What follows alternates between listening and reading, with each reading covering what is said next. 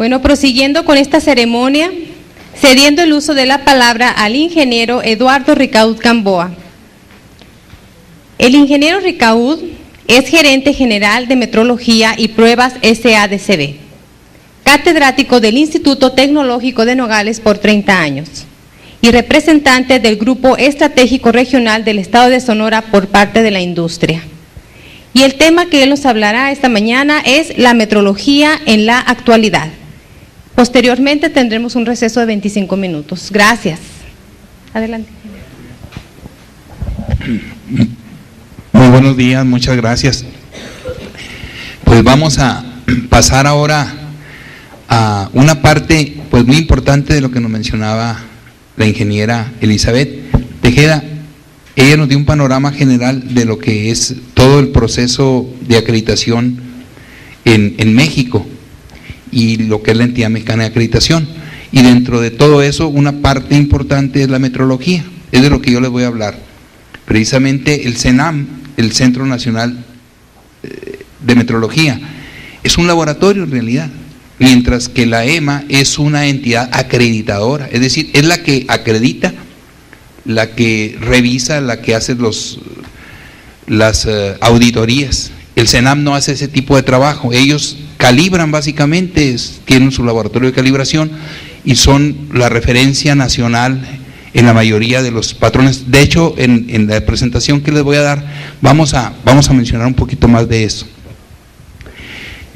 Bueno, por aquí, no sé dónde quedó el cambiadorcito. Bueno, la metrología es la ciencia de la medición, como lo mencionaban hace ratito. La ciencia de la medición, por acá.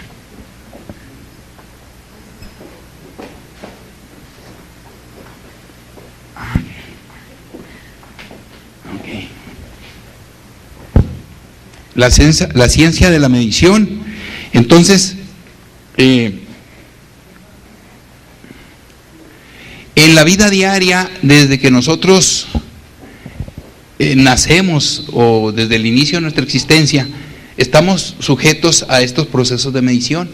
Se mide el tamaño del feto desde antes de que nazca uno, con un ultrasonido, la frecuencia cardíaca, el tiempo de gestación.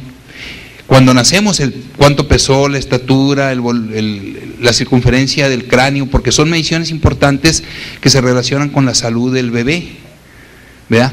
Entonces, como ven, es más, antes de nacer ya están los procesos de medición para nosotros mismos, ¿verdad? Al nacer también y durante nuestra vida diaria, pues cuando vamos al súper hay que medir cuánto pesó, cuánto voy a pagar. Cuando vamos a pagar la luz, pues cuánto gasté de luz, cuánto compro gasolina. Cuando voy manejando, simplemente hay un proceso de medición y retroalimentación para subirle o bajarle según como sea la parte donde voy conduciendo y la curva que me voy a enfrentar enseguida, ¿no? Le tengo que bajar. Y es un proceso de medición continuo. Los instrumentos que llevamos en el automóvil precisamente son medidores con los que estamos midiendo continuamente para precisamente no tener un problema. Y así vamos viendo que cuando vamos con el médico, cuando vamos a comprar un traje nuevo, también tenemos que ir con el sastre. Bueno, ya casi no se usa, pero de todas maneras hay que medírnoslo. A la hora cuando vamos a recoger al niño, ¿verdad? Hay que ver el reloj, pues no llegar más tarde o más temprano. Como ven, continuamente, si no estuviéramos midiendo, pues sería un desastre de nuestra vida. Tenemos que estar midiendo continuamente. Por eso es la importancia de las mediciones, de la metrología. ¿Y para qué medimos? Para conocer más algo. Dicen que lo que no se puede medir no se conoce bien. Hasta que lo podemos medir lo vamos conociendo más. Por otro lado, también para decidir qué hacemos, si aceptamos un producto o no lo aceptamos. Para mejorar, es decir, para mejorar, porque únicamente cuando medimos un producto es cuando estamos en posición de poder mejorarlo. Los motores, para que sean más eficientes, tienen que medirse perfectamente para que su eficiencia suba. Si no podemos medir bien el tamaño de un pistón, de un cilindro, no podríamos mejorarlo. Y cualquier proceso para mejorarlo tenemos que medirlo. Para intercambiar, exactamente, porque cuando nosotros compramos algo, muchas veces lo tenemos que pesar, tenemos que medirlo. Yo me ponía a hacer esta reflexión. México le vende el petróleo a Israel y llega el buque de México a venderle ese petróleo. No sé cómo lo medirán, si lo medirán con un medidor de flujo o lo medirán con un medidor de volumen, pero el caso es que los medidores de flujo, ya los que tienen errores del 1% son muy buenos para ese tipo. Si nosotros le pusiéramos un error del 1% y le estamos vendiendo 1 millón de barriles a Israel, un 1%, ¿cuánto sería? El 10% serían 100,000 barriles, ¿verdad? El 1% serían 10,000 barriles. ¿Y a cuánto cuesta el barril? A $100. Si tenemos un error de 10,000 barriles al 1% por $100, ¿cuánto sería? ¿Cuántos serían? Dijimos que eran 10,000 barriles el error. Por 10 serían 100,000, sería $1 millón. Y estamos dentro de la tolerancia, ¿no? Pero pues es mucho dinero. Entonces, imagínense ahí qué importancia medir bien, porque si no, o cobro de más $1 millón, que sería mejor, ¿no?, que regalo $1 millón en ese proceso nada más de intercambio comercial. Entonces, imagínense qué importante es entonces las mediciones. Se puede ganar o perder mucho dinero en una medición. Y así entonces hay algunas reflexiones que dicen, se empieza a conocer un concepto cuando se cuantifica, cuando se mide. No se puede mejorar lo que no se puede medir, es cierto. Toda medición implica un error, lo dijo Elizabeth, no hay medición perfecta, únicamente en nuestra mente existe la medición perfecta. Toda medición implica un error y ese error es la incertidumbre de dicha medición, esa es la incertidumbre de la medición. Ahora, aquí hablamos ya de la metrología, entre la metrología y las ciencias de las mediciones. Ahí se habla un poquito de lo que es una medición, es el conjunto de operaciones que se realizan para determinar el valor de una medición. Y la magnitud es todo lo que se puede medir, es decir, todo lo que podamos medir es una magnitud. Vamos a ver una historia de la metrología en México. En el sistema de unidades de medida adoptado por la Organización Internacional de Metrología es el sistema internacional, pero vamos a ver cómo llegamos a él. En 1791 se define el sistema métrico decimal por la Academia de Ciencias de París. Francia en general siempre ha estado muy relacionado con las mediciones, siempre se considera un país meteorológicamente hablando muy dedicado a eso, es su característica de ellos, pero en realidad ahorita todos los países tienen que estar, porque el que no está bien en metrología no está bien económicamente en el mundo. Fíjense qué interesante, el que mide bien es un país que va a tener éxito económico en el mundo. El que no puede medir no puede tener éxito económico en el mundo. El que mide mejor es el que hace los mejores motores, los mejores aviones, los mejores productos, las mejores televisiones, porque las puede medir bien. El que no puede medir está destinado a comprar las cosas, a depender de los demás, ¿verdad? Entonces, Ignacio Comonfort emite el decreto mediante el cual México adopta el sistema métrico decimal en 1857. Después viene en 1875 el Tratado de la Convención del Metro. Ese fue una junta, una reunión en que se juntaron muchos países y dijeron, oigan, nos interesa ponernos de acuerdo en cuanto a mediciones. Vamos a ver un poquito más adelante las organizaciones internacionales metrológicas y vamos a ver que es cuando empiezan a ponerse de acuerdo. Tienen esa reunión en Francia y de ahí surgen varios acuerdos. De hecho, ahí surge el acuerdo de hacer varios kilogramos patrón para algunos países que estaban ahí y vendérselos a todos, de platino iridiado, y también los primeros metros, o sea que eran barras de platino también iridiado, para que los tuvieran los diferentes países y que todos tuvieran la misma referencia. La situación es decir, bueno, oye, es que mi kilogramo es más chiquito que el tuyo, pues sí, pero pues vamos a tener kilos iguales, ¿no?, para poder intercambiar bien. Y vamos a tener metros iguales para que lo que midamos y nos intercambiemos también esté bien medido, que sea justa el intercambio, ¿verdad? Entonces, Eso se hace en 1875. Se generaliza el uso del sistema métrico decimal y se crea la Conferencia General de Pesas y Medidas, la CGPM, que es actualmente la conferencia internacional de pesas y medidas de todos los países, que ahorita ya agrupa a 54 países miembros de esta conferencia a nivel mundial. Obviamente ahí están los países más desarrollados, dentro de ellos está México. Y también se crea la Conferencia Internacional de Pesas y Medidas, la CIPM, y de ahí surge también el BPIM, que es el laboratorio internacional, pues, por excelencia. Así como hay laboratorios nacionales como el CENAM, el NICE en Estados Unidos, el PTB en Alemania, así también hay este laboratorio que trata de ser el que regule a todos los laboratorios, para que haya una congruencia entre las mediciones que se hacen, ¿verdad? O sea, no podemos medir diferente porque entonces ya estaríamos en problema. Tenemos que medir igual todos los países. Entonces, en 1960 se crea el Sistema Internacional, el SI, que es una derivación del sistema métrico decimal. Luego, en 1988, en México sale la Ley Federal sobre Metrología y Normalización y se hace obligatorio el uso del sistema internacional en México para todos los procesos de medición legales o de cualquier tipo de investigación y lo que sea. El sistema internacional se establece. Ya se inaugura en 1994 el CENAM, el Centro Nacional de Metrología. Esto, fíjense que nos retrasamos mucho en México, ¿verdad? El Centro Nacional de Metrología debería haber estado creado desde 1930 más o menos. Y nuestros gobiernos se la pasaron haciendo otras cosas, ¿no? Menos preocupándose por esto que era bien importante para el país. Pero afortunadamente en 1994 que se crea el CENAM, le entra con muchas ganas, le ayuda mucho a Estados Unidos, le ayuda a Alemania, le ayuda a China. Se van investigadores mexicanos a prepararse a los laboratorios internacionales.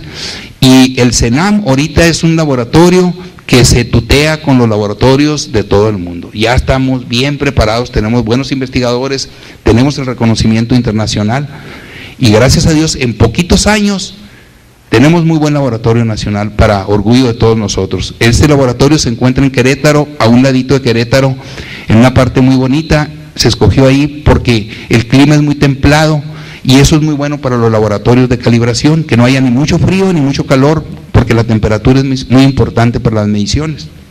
Sí tienen aire acondicionado y todo, porque aparte de eso se tiene que tener, pero el clima ahí es muy, muy tranquilo, muy bueno y el lugar es muy adecuado.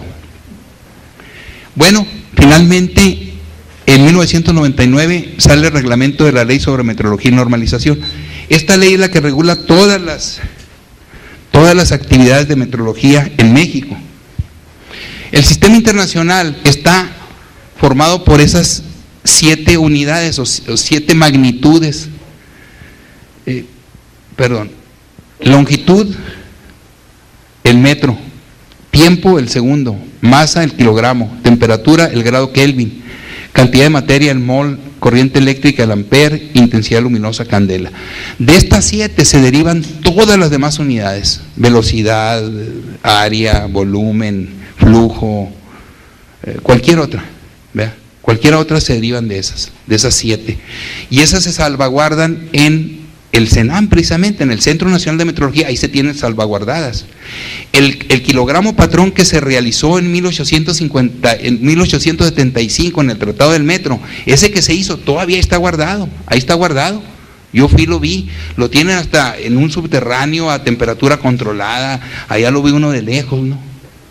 No, ese sí se usa, pero se usa nada más para intercomparar y calibrar otras masas que son las que se usan, ¿se entiende? También masas de muy buena calidad, pero esa no se usa porque precisamente no se quieren que se deteriore. Ese es el principio de un patrón. El patrón tiene que ser estable en el tiempo. Para que un patrón sea bueno es que el que no cambie en el tiempo precisamente, y por eso se tiene así. Entonces ahí se tiene cada uno de ellos, vamos viéndolo rápidamente. Aquí se define qué es un patrón, lo voy a decir muy rápidamente. Un patrón es todas esas cosas, puede ser una medida materializada, un instrumento de medición, un material de referencia o un sistema de medición. ¿Para qué se usa? Para definir, realizar, conservar o reproducir una unidad o una o más valores de una magnitud para servir de referencia. Bueno, eso es, lo usamos para medir, pues el patrón, lo usamos para compararlo, para que nos sirva de referencia. Es cuando tenemos dudas de algo, con ese vamos y comparamos. Pero entonces, ¿qué es lo más importante de un patrón? Que no cambie, que sea estable en el tiempo, ¿no? Entonces, ¿cuáles son los patrones que tenemos? Por ejemplo, ese es el de longitud, ya no es un metro así, una realización, sino es un láser, un interferómetro láser. Ahora la realización se hace mediante ciertas, esto es muy interesante para los estudiantes, ¿no? O sea que todas las realizaciones de patrones ahora se están haciendo con referencia a constantes naturales. Por ejemplo, átomos, vibraciones de átomos, energías que no cambian. Como por ejemplo, les voy a poner una que es muy clarita y muy sencilla. Si nosotros ponemos agua destilada con hielo y agua, y lo hacemos bajo un proceso que es muy sencillo, podemos tener el 0 grados ahí, en esa parte donde lo hagamos, con una exactitud de 0.01 grado, o sea, una centésima de grado. Esa se llama una realización natural del 0 grados, y es una referencia tremenda, que la podemos hacer aquí en la universidad, la hacemos en el tecnológico, la hacemos en Hermosillo, donde sea, y ahí mide eso. Es un patrón natural. Y así se quiere que se tengan patrones en todo el mundo, porque de esa manera no tenemos que tener, por ejemplo, 1 kilogramo, que es una realización, y que tenemos que compararlo con otro. Ese tiene ya su exactitud en sí mismo. Por eso así ahora la longitud es una realización mediante un sistema de medición. Luego tenemos el tiempo, que también son relojes atómicos. O sea, también no es una referencia atómica, no es una referencia de los relojes que teníamos normales. La masa ahí la tenemos, esa masa es la que se hizo en 1875. En temperatura tenemos lo que son los sistemas de fundición, es decir, donde se funden las sustancias, se le llaman puntos fijos. Y esos son las referencias, ya no es otro termómetro, sino es donde se funde el aluminio, ¿a cuánto se funde? Ese es un patrón de temperatura. Donde está el agua coexistiendo ese que se ve ahí es el punto triple del agua, que es donde coexiste el agua en su estado sólido, gaseoso y líquido, y da un 0 grados que tiene una exactitud de unas 2 milésimas de grado Celsius, muy exactito, su incertidumbre es baja, pues. Entonces, cantidad de sustancia, el mol, que se realiza mediante básculas para lo mismo. Corriente eléctrica, que es otra constante natural, la unión Josephson, que es un sistema mediante el cual se baja mucho la temperatura cerca de menos 200 grados, y ahí se inyecta frecuencia y se obtiene voltaje. Fíjense qué curioso, con frecuencia, pero la frecuencia es más fácil controlarla que el voltaje, y entonces es una manera de cómo tener una constante, también un valor de una constante natural. Luego tenemos, bueno, hasta ahí, esas son las 7 que se tienen en el CENAM. Y ahora pasamos a ver, bueno, ¿y qué con las mediciones? Pues las mediciones están muy relacionadas con la calidad. Sabemos, nosotros estuvimos diciendo que para tener calidad tenemos que medir, y entonces no se puede mejorar lo que no se puede medir. Entonces vemos nosotros que los países, como les decía yo, que pueden medir mejor, son los líderes en esas áreas. Suiza, ¿se acuerdan? Cuando tenía el liderazgo en los relojes, porque podía medir muy bien el tiempo. Entonces después vienen los relojes digitales, pero de todas maneras sigue siendo Suiza un lugar donde la cuestión del tiempo y los relojes siguen siendo ellos líderes en ese aspecto. Entonces hay una relación directa entre la capacidad de proceso y capacidad de medición. Es decir, tú mides mejor, tus procesos los vas a controlar mejor, tus productos van a salir mejor. Y pues finalmente vemos lo que es la estructura meteorológica nacional. Quizás es un poquito confuso, porque sí, yo veía que nos confundimos. ¿Qué es el CENAM? ¿Qué es la Entidad Mexicana de Acreditación? ¿Son los mismos? ¿Son competencia? No, son cosas diferentes. Aquí tenemos nosotros el CENAM, que es nuestro laboratorio nacional y que nos ayuda a los laboratorios de calibración, a los laboratorios de pruebas, y a todos los que necesiten medir nos referenciamos al CENAM. Pero la Entidad Mexicana de Acreditación es una acreditadora, no, ellos no es laboratorio, ellos no tienen metrólogos, ¿no? Ellos son administrativos, pues vamos a decir. Conocen mucho de los procesos, pueden certificarte y pueden evaluarte porque conocen bien, son evaluadores ellos, ¿verdad? Y también se auxilian de evaluadores y expertos técnicos para donde pues no pueden ser expertos en todo. Y para eso necesitan el Padrón Nacional de Evaluadores, donde están las personas que ya se acreditaron para ser evaluadores. No crean que cualquiera puede ser. Tiene que pasar por un proceso, cursos, evaluaciones y todo, y ya pasan a integrar a ese Padrón Nacional de Evaluadores, y EMA lo utiliza para que le hagan sus evaluaciones, ¿correcto? Entonces no es lo mismo. Y por otro lado vemos nosotros las dependencias, o sea, todas las secretarías de Estado de nuestro gobierno, que también incursionan ellos, ¿verdad? Y tienen injerencia. Muchos de ellos incluso quieren agarrar esas facultades para decir que esto es bueno. La Secretaría del Trabajo muchas veces acepta cosas que no debe aceptar, otras secretarías también lo hacen, porque no conocen o no quieren aceptar lo que le dice la Ley Federal de Metrología, y muchas veces también sus propias leyes les dan esas facultades, pero no va a ser así. Porque al final de cuentas la que va a tener las facultades va a ser la iniciativa privada a través de su acreditación que le haga la entidad mexicana de acreditación. Y eso es algo sobre lo que estamos luchando, porque muchas veces nosotros como laboratorios, comunidades de verificación, queremos hacer las cosas y el gobierno muchas veces no sabe, no nos deja cómo hacerlas, no utiliza los servicios acreditados. Es parte de lo que ahorita estamos haciendo para que esto permee y todos sepamos, el mismo gobierno sepa a dónde se debe dirigir cuando se trata de medición, de acreditación, de todo ese tipo de cuestiones. ¿Vea? Y bueno, esa sería la estructura metrológica nacional. Y ahora vamos a ver la organización metrológica, pero internacional.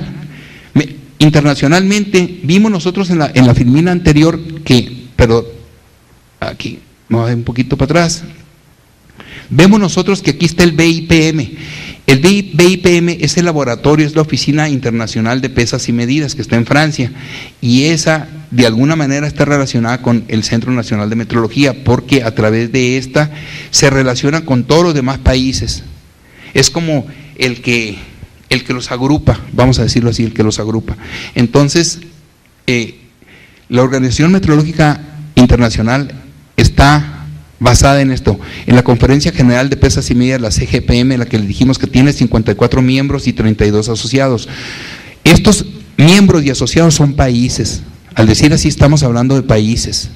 Entonces hablaríamos nosotros de 86 países agrupados en esa CGPM, algunos como miembros y otros como asociados. Miembro es mejor porque forma parte. El asociado le falta algo para ser miembro, ¿sí? No sé el detalle cómo, pero miembros son 54.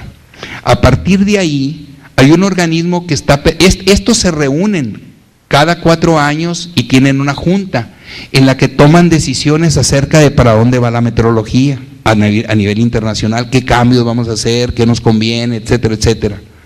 Ahí participa México y todos los países, pero tenemos el comité internacional que se está permanentemente elaborando, es gente que está trabajando y tiene 10 comités consultivos en diferentes áreas metrológicas, y eso están trabajando todo como cualquier trabajo para ver para dónde va la metrología, tomando decisiones y administrándose a nivel internacional.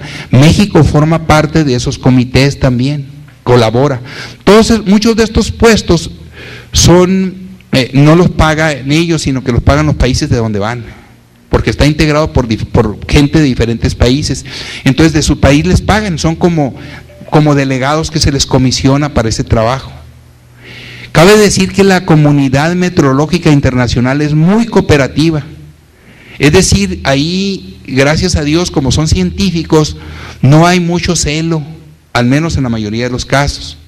Y se participa y se ayuda y se recibe bien y se la pasa muy suave, ¿verdad? Es bueno la relación que se tiene. Y finalmente, aquí abajo es la Oficina Internacional de Pesas y Medidas. El BIPM, ese sí es un laboratorio, pero es un laboratorio internacional, por cooperación de todos los países, y ese es donde se hacen ciertas mediciones que a nivel internacional se quieren hacer. Entonces, como ven, este es más o menos lo que Yo por eso aquí no voy a irme muy detenidamente en todo esto, porque pues estaría más o menos redundando en lo mismo. Hablo de la Convención del Metro, que ya hablamos cuando fue en 1875, el 20 de mayo, y se crean estas tres: la Conferencia General de Pesas y Medidas, la Oficina Internacional de Pesas y Medidas, la BIPM, y el Comité Internacional de Pesas y Medidas. Bueno, aquí se habla ya de las diferentes actividades para llegar al final a lo que ya la Organización Meteorológica en América, por ejemplo. Ahí tenemos los diferentes sistemas, y tenemos el NORAMET, que es en Norteamérica, toda la parte roja. Luego viene la parte del Caribe, la que está un poquito más abajo. Viene después la parte de los Andes, luego viene la parte del sur y viene la parte del Caribe, ¿no? Todo esto en América. Y ya mundialmente, pues ahí vemos todas las partes, cómo se agrupan todas las organizaciones meteorológicas.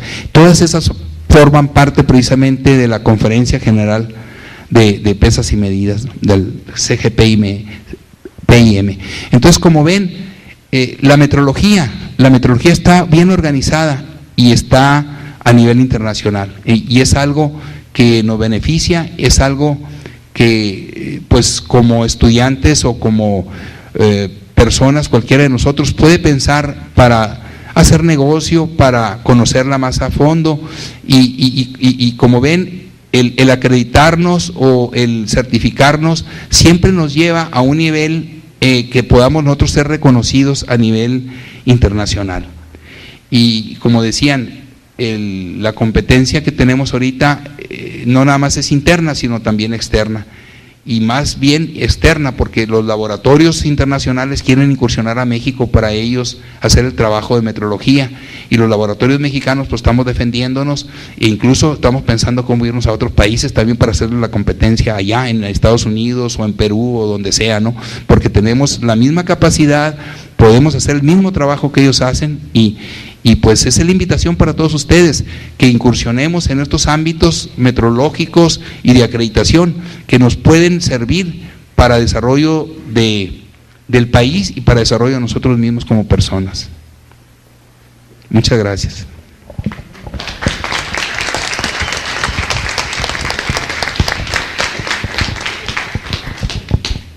Gracias, ingeniero. Y de igual manera procedemos a la sesión de preguntas y respuestas. Si que alguien quiere hacer uso del micrófono. Bien, pues le brindamos de nuevo un fuerte aplauso al ingeniero Ricaud por su participación. Ajá. ¿Tienen competencia ustedes aquí? Sí, sí tenemos. Porque yo sepa, nada más existen solo laboratorios de meteorología. Bueno, sí hay ahorita ya otros 2 laboratorios más. De hecho, en Sonora habemos 4 laboratorios de meteorología, pero con EMA nada más estamos acreditados nosotros. Los otros laboratorios están acreditados con otros acreditadores, ACLAS, Perry Johnson, ¿verdad? Y